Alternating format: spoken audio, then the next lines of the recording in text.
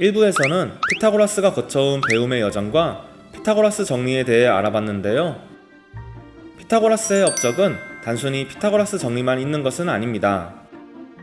다방면에서 활약한 피타고라스는 수학뿐만 아니라 음악과 철학 등에서도 여러 업적을 남겼는데요. 그가 세운 피타고라스 학파 또한 재미있는 이야기가 많습니다.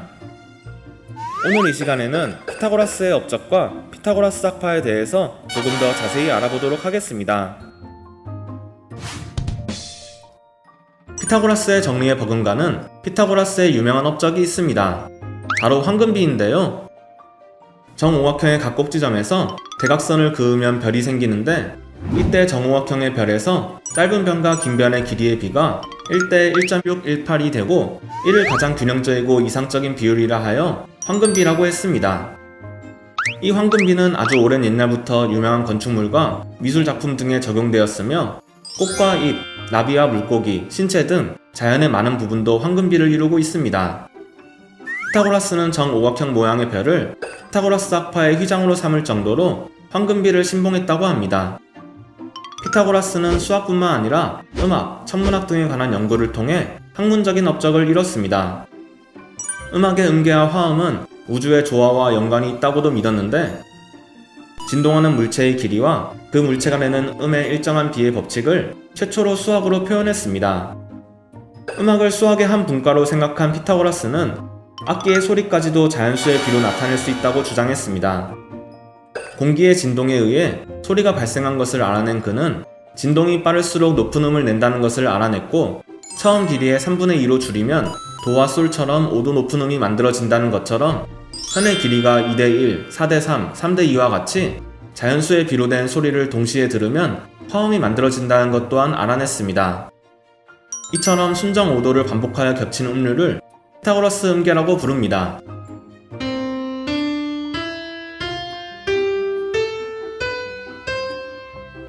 피타고라스는 지구가 구형임을 확신하고, 우주의 중심은 태양이며 태양을 중심으로 지구가 공전하고, 지구 자전으로 인한 낮과 밤의 생김, 기울어진 자전축으로 인한 계절의 변화가 생김을 설명했습니다. 그러나 오랜 기간 인정을 받지 못하다가 16세기 코페르니쿠스의 지동설로 인해 과학혁명의 최초에 피타고라스가 있었음이 인정되었습니다. 또한 세상의 모든 것들이 수로 되어 있다고 생각한 피타고라스는 우주 또한 수라는 만물의 질서로 구성되어 있다고 주장하며, 이 세상의 우주를 그리스어로 질서라는 의미의 코스모스라 불렀습니다. 피타고라스 학파는 종교적 경향이 강했으며 비밀결사적 성격을 띠고 있어 내부 정보를 외부에 누설하는 행위를 금지, 위반자는 배에서 바다로 밀어 사형시킬 정도였습니다. 피타고라스 학파에 입학하기 위해서는 먼저 3년 동안 성실성과 지식에 대한 사랑이 있는지 확인을 받아야 했습니다. 그리고 입학을 통과한 후에는 5년간 침묵을 하겠다는 서약을 해야 했으며, 입문자들의 개인 재산은 공동 소유가 되었습니다. 남녀 평등에서도 매우 합리적이어서 여성은 과학과 철학의 영역에서 지적으로 남성과 동등한 동료로서 받아들여졌고, 그 능력에 따라 서열의 상승을 허용했습니다.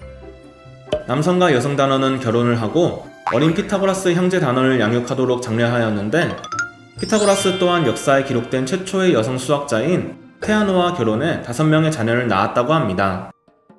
피타고라스는 제자를 두 부류로 나누었는데요.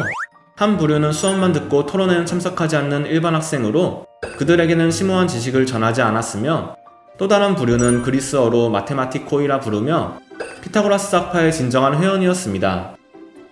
이 말은 나중에 수학을 뜻하는 라틴어 마테마티카로 발전하게 됩니다. 그리고 피타고라스 학파는 윤회 사상을 믿고 주장하였는데, 그는 인간의 영혼은 원래 신적인 존재였으나 무지로 자신을 더럽히고 그 죄를 씻기 위해서 육체라는 묘에 매장되고 있으며, 우리들이 지금 살고 있는 것은 사실 영혼의 죽음과 같다고 생각했습니다. 이러한 죽음에서 부활하여 원래의 신적 본성을 회복하는 것이 인생의 목적인데, 이것에 실패하고 무지한 삶을 살면 계속해서 윤회하는 삶을 살 것이라고 했습니다. 이 때문에 피타고라스 학파는 육식을 금하고 채식주의를 하게 하였으며, 금욕과 과묵함, 겸손함을 중시했다고 합니다.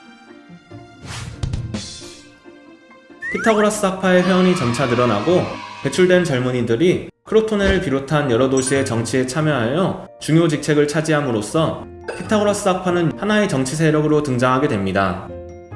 이와 더불어 피타고라스의 사상을 전파시키려는 회원들의 지나친 노력과 피타고라스의 보수적 정치 경향은 크로톤의 시민들로부터 반감을 불러일으켰는데요.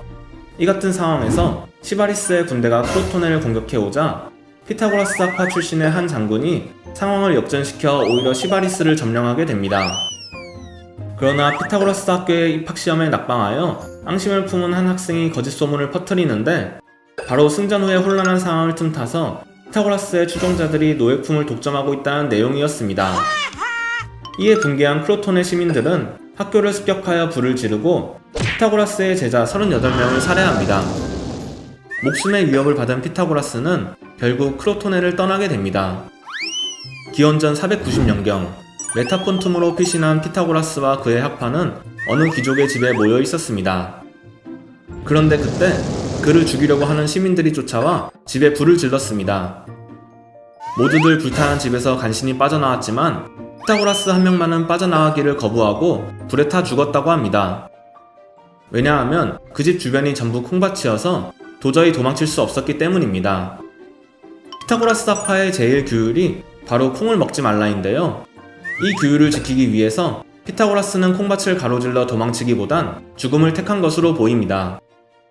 사실 피타고라스의 죽음에는 여러가지 설이 존재하지만 유독 콩과 관련된 설이 많습니다. 콩을 먹지 말라는 규율이 생긴 원인으로는 단순히 콩을 싫어해서 또는 콩 알레르기를 앓고 있어서 콩을 술을 세는데 썼기 때문 등 여러가지 해석이 있지만 현재까지 정확한 이유는 밝혀지지 않았습니다. 피타고라스가 사망한 후에도 그의 제자들은 피타고라스의 사상을 계속 발전시키고 전파하는 데 노력했습니다. 이들의 사상은 중세를 넘어 르네상스 시대까지 이어졌으며 서양 문명에서 철학과 논리학의 형성에 많은 영향을 주었습니다.